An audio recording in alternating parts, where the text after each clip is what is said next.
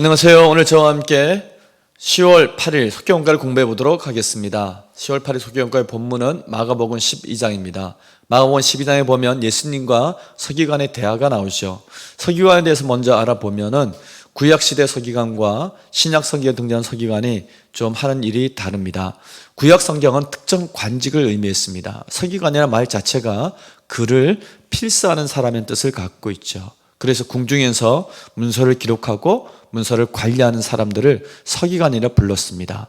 그래서 구약 성경에 보면 히스기야 왕 때에는 서기관 셈나가 등장을 하고, 그리고 요시야 왕 때는 서기관 사반이 있었고, 예레미야 때는 서기관 바룩이 있습니다. 이와 같은 사람들은 하나의 관직을 맡고 있었던 사람들이었습니다. 근데 포르기 이후에 문서를 관리하는 일들은 하지 않게 되죠. 그래서 주로 율법을 관리하게 됩니다. 율법을 필사하고 또한 율법을 연구하는 그런 일들을 담당하게 됩니다.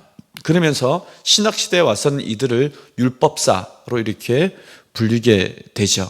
그래서 또는 율법학자라고 부르기도 했고, 또는 랍비라고 부르기도 했습니다. 율법사 또는 서기관들은 대부분 바리새파 출신의 사람들이었습니다. 오랜 동안 엄격한 훈련 과정을 거친 이후에 서기관이라고 하는 자격을 얻게 되었습니다.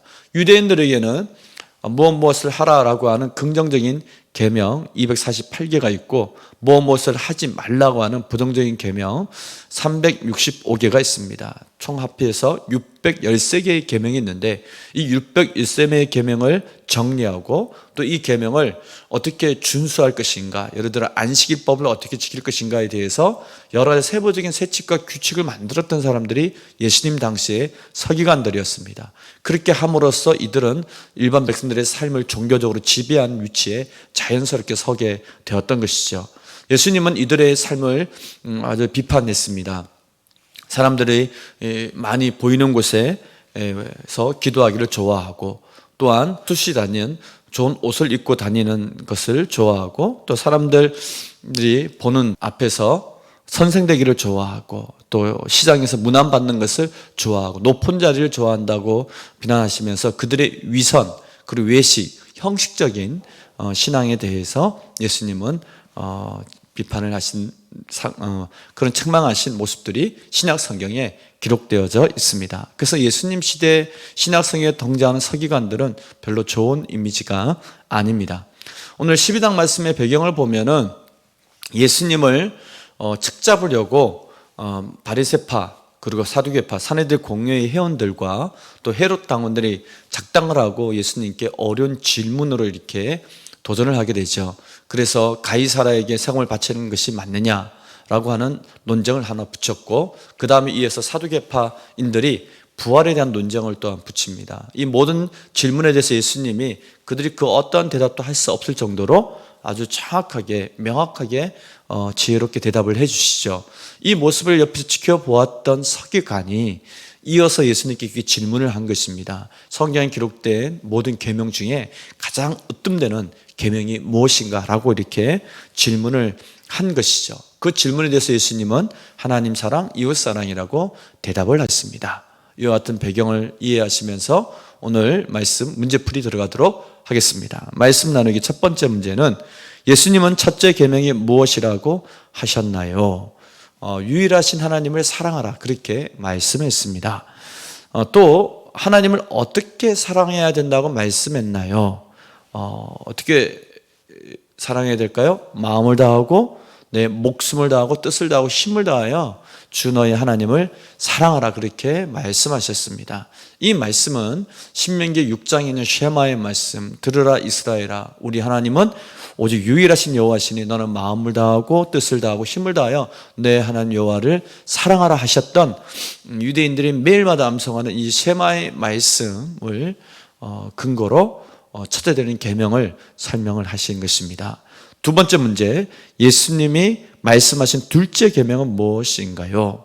둘째 계명은 내 이웃을 내 몸같이 사랑하라라고 하는 계명이었습니다. 이 계명을 레위기 19장 18절에 보면 원수를 갚지 말고 동포를 원망하지 말고 내 이웃 사랑하기를 내 자신같이 하라, 나는 여호와니라 라고 하는 이 말씀을 인용해서 또 하셨던 말씀입니다. 그래서 성경에 기록된 많은 율법이 있죠. 앞서 얘기했듯이 10계명과 613가지 법이 있는데 이것을 딱 정리하면 두 가지로 압축이 됩니다. 하나는 하나님, 유일하신 하나님을 마음과 뜻과 힘과 목숨을 다해서 사랑하는 것이고, 그것이 신명기 6장 4절 이하의 말씀이고, 또 하나는 내 이웃을 내 몸과 같이 자신같이 사랑하는 것입니다. 그것을 어떻게 사랑하는지 레위기 19장에 보면 밥 모퉁이를 떼어주라 라고 하는 이런 말씀과 더불어서 잘 설명되어져 있습니다. 이 모든 말씀을 예수님이 딱 정리해서 얘기를 하셨던 것입니다. 이번에 두 번째 문제, 서기관의 지혜 있는 대답에 예수님은 무엇이라 말씀하시나요? 서기관은 예수님의 말을 다 들은 다음에 정말 지혜 있는 대답을 했습니다. 하나님 사랑, 이웃 사랑, 그것이 정말 맞는데 하나님은 그것을, 하나님 사랑, 이웃 사랑을 모든 번제나 희생 제물보다 더 원하신다. 이 말씀은 사실 호세아서 6장 6절에 있는 나는 인애를 원하고 제사를 원하지 않고 번제보다 하나님을 아는 것을 원한다라고 하는 하나님의 그 마음을 그대로 인용해서 얘기했던 것이죠.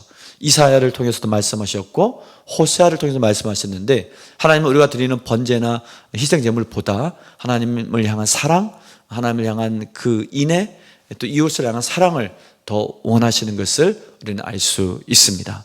이것을 알고 잘 대답을 했기 때문에 예수님이 이렇게 얘기를 해줍니다.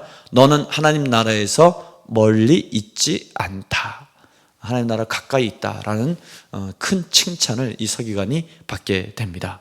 자, 말씀 다지기 읽고 마치도록 하겠습니다. 하나님 사랑과 이웃 사랑이 모든 계명의 핵심입니다. 하나님을 사랑하되 마지못해 하는 것이 아니라 마음을 다해 생명을 다하기까지 사랑해야 합니다. 맹목적 사랑이 아니라 지성을 다해 뜻을 다해 사랑해야 합니다. 재능과 물질로 몸으로 봉사하며 힘을 다해 사랑해야 합니다. 그리고 이것은 이웃 사랑으로 이어져야 합니다. 하나님만 사랑하고 이웃을 사랑하지 않는다면 어불성설입니다. 이웃만 사랑하고 하나님을 사랑하지 않으면 인본주의적 신앙이 됩니다. 이웃사랑은 인간관계에서 나타납니다. 남에게 대접을 받고자 하는 대로 남을 대접하기에 힘쓸 때 이웃사랑을 실현할 수 있습니다. 요한일서 4장 20절에 보면 사도 요한이 하나님은 사랑이시라 대선언을 하면서 이런 말씀을 하죠. 누구든지 하나님을 사랑하노라 하고 그 형제를 미워하면 이는 거짓말하는 자니 보는 바 하나님을 사랑하지 아니한 자는 보지 못하는 바 하나님을 사랑할 수 없느니라 말씀했습니다. 이 말씀은 예수님의 대답을 그대로 옮긴 것이죠. 하나님을 전심으로 사랑하고 이웃을 내 자신같이 사랑하는 것은 떨어질래야 떨어질 수 없습니다. 이웃사랑, 하나님 사랑은 하나의 계명으로 보아야 됩니다. 우리가 이 큰 계명을 잘 지켜 행하기를 소망합니다. 아멘.